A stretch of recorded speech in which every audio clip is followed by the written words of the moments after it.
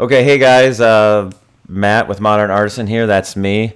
Normally doing some cool builds on this channel. I get into a lot of weird and fun stuff, and also some Tesla and solar stuff. But that's the company I own. We do a lot of specialty construction and specialty ceilings and walls. And so here's a kind of a glimpse into that world for me. But so this video is about a metal linear ceiling that I did for a local college, and we just took a time lapse of it. So I thought it would make kind of a fun video that I'll throw out there.